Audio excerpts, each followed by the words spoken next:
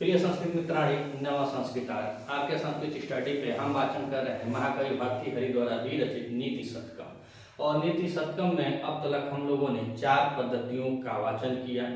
आप अगर चैनल पे नए हैं तो चैनल के प्लेलिस्ट में आप जाइएगा, वहाँ पे सब वीडियो आपको एक एक करके मिल जाएगी। मूल पद्धति, विद्वत पद्धति, मानस्वर पद्धति और अर्थ पद्धति। आज हम नई पद्धति के साथ नीति शतकम के 5वीं पद्धति दुर्जन पद्धति के पहले श्लोक का वाचन करेंगे। इससे पहले अर्थ पद्धति में कवि जी ने हमको यह समझाया कि यहाँ पे अर्थ का बहुत महत्व होता है। रुपया पैसा आपके पास होना चाहिए और रुपया के पीछे लोग इतने लालायित होते हैं कि वह रुपया से कुछ नहीं सवाल जवाब करते हैं। जैसे मान लीजिए कि यह नोट है और यह 10 का नोट हो या 20 का, किसी प्रकार का यह नोट है। यह जब भारत सरकार से चला तो कहाँ कहाँ तक यह गया होगा।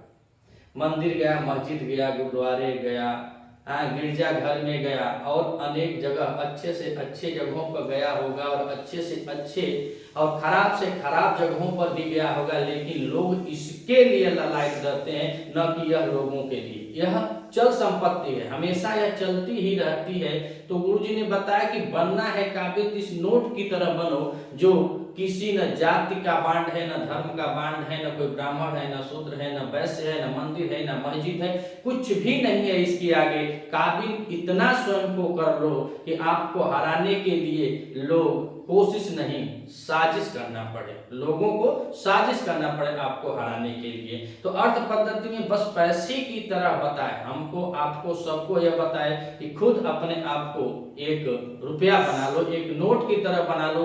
चाहे वो कि हम कहीं भी गया हो, चाहे वो मंदिर में, मस्जिद में, वैश्यालय में, मद्यालय में, निम्न से निम्न, उच्च से उच्च स्तरों से गुजरता हुआ अगर वो किसी ब्राह्मण के हाथ में आता है तो ब्राह्मण यह नहीं पूछता है कि यह नोट कहाँ से कैसे आया है। किसी शूद्र के हाथ में आया तो अभी नहीं पूछता है, किसी ज्ञानी के हाथ में आया वो भी नहीं पूछता है, कोई विशेष ज्ञानी विद्वान के हाथ में आ जाता है वो भी नहीं पूछता है। बस नोट ही नोट होना चाहिए, उसके आगे कुछ नहीं है। न धर्म है, न मजहब है, न ईमान है, न कुल खानदान है, यहाँ पे कुछ नहीं है तो मात्र एक अर्थ है, धन है। यही वो विद्युत पद्धति में हमको और आपको सबको समझाने का प्रयास किए।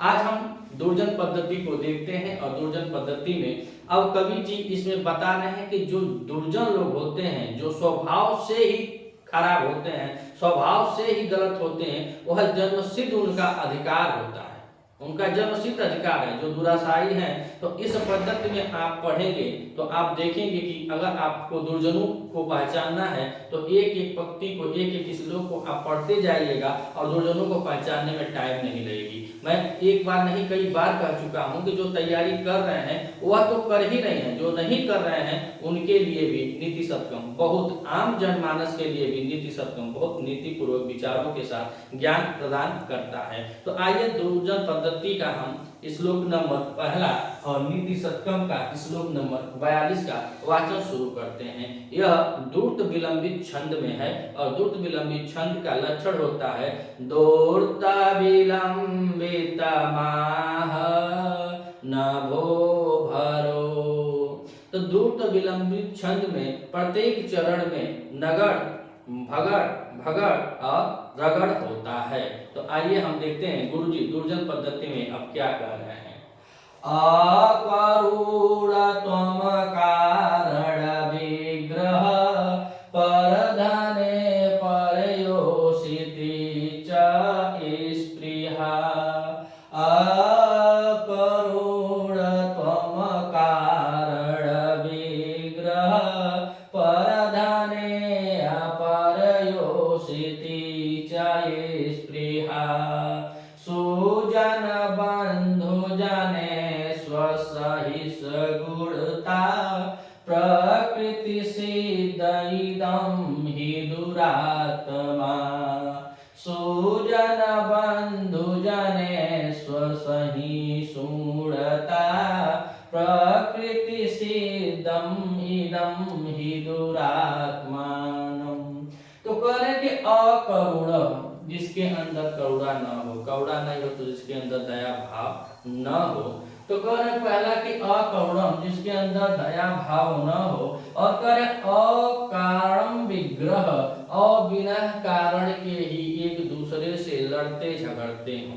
यह दुर्जन पद्धति नीचे बता रहे हैं कि प्रकृत सिद्धम ईदम ही दुरात्मानम, अर्थात जो दुरा आत्मा होते हैं, जो दुराचारी होते हैं, जो दुष्ट होते हैं, जो दुर्जन होते हैं, उनका यह प्राकृतिक जन्म सिद्ध अधिकार मान लीजिए, उनका यही अधिकार है। तो उन्हीं के कर्म को ऊपर बता रहे हैं कि जिनके अंदर दया भाव न हो अकरुणत्वम, अर्थात जिसके अंदर दया भाव न हो, जिसके अंदर करुणा न हो, और कह रहे हैं कि अकारण विग्रह, और जो बिना कारण के ही इनसे उनसे झगड़ा झंटा मार पिटैया करते रहते हैं, उनको उसी में रस रहता है, मार झगड़ा करेंगे, पिटैया मार झगड़ा करेंगे, उल्टा सीधा गाली गलौज करेंगे। तो हर गांव हर लोगों के पास जरूर लोग रहते हैं, गांव में अलग विचार के हैं, दुर्जन विचार के हैं, उन्हीं को कवि जी बता रहे हैं। वो आप कुछ कहबे नहीं करेंगे, अब जाएंगे तो ऐसे बोली ठिठोली बोल देंगे, फिर झगड़ा हो जाएगा, झंडा फिर मार पिटैया हो जाएगा, ऐसे सब तमाम चीजें हैं। तो कह रहे हैं कि अकरुणम त्वम और अकारण विग्रह, अकरुणम त्वम और कारण विग्रह। तो कह रहे हैं कि जिनके अंदर दया भाव न हो और जो बिना कारण के ही मार झगड़ा करते हैं, और उसके आगे और लक्षण बताते हैं कि पर धन स्पृहा, और दूसरों के धन को चाहने की इच्छा करते हैं। पहले तो वो दयालु नहीं होते हैं, और दूसरा बिना कारण के वो मार झगड़ा करते हैं, और तीसरा बताया कि पर धन स्पृहा, और स्पृहा मतलब इच्छा रखने वाला होता है, चाहत होती है। तो पर धने, पर माने दूसरे के धन को, स्पृहा माने चाहने की इच्छा रखता है, आकर च, और च माने और, पर योषिति, अर्थात दूसरे की सुंदर मेहरारू को देखे नहीं कि उसको अब चाहने की इच्छा रखते हैं। किसी के गैर औरतों को वो मतलब नजर रखते हैं कि उसको भी, तो पर धन दूसरे के धन को भी चाहने की इच्छा रखते हैं। और कह रहे पर योषिति च स्पृहा, और दूसरों की पत्नियों को, दूसरे की स्त्रियों को, दूसरों के मतलब जो भी हो, दूसरे की जो सुंदर वस्तु है उनकी परियोषिति ही क्यों न हो, उनकी पत्नी ही क्यों न हो, उनकी बेटी ही क्यों न हो, तो वह दुर्जनों का लक्षण है। दूसरों के प्रति, पत्नी हो, बेटी हो, बहन हो, तो दूसरों के प्रति उसकी चाह की भी इच्छा रखते हैं। तो पहले बताया कि अकरुणत्वम, जिनके अंदर दया भाव न हो, बिना कारण के झगड़ा करते हो, पर धने दूसरे के धन की चाह की इच्छा रखते हो, और पर योषिति, और दूसरे के मेहरारू को रखने की इच्छा रखते हो। दूसरे की मेहरारू जहाँ देखेंगे सुगर मेहरारू है तो उसकी इच्छा रखने बहुत बढ़िया मिल जाती, तो वह दुराचारी व्यवहार के हैं, दुराचार विचार के हैं। और कह रहे हैं कि सुजन बंधु जाने स्वसही सूरता, तो जो सुजन बंधु जन, जो सज्जन बंधु होते हैं, उनसे उनकी क्या करते हैं, तो कह रहे हैं सुजन बंधु जने न सहिष्णुता, अर्थात वह सज्जन व्यक्तियों से सहिष्णुता नहीं करते हैं।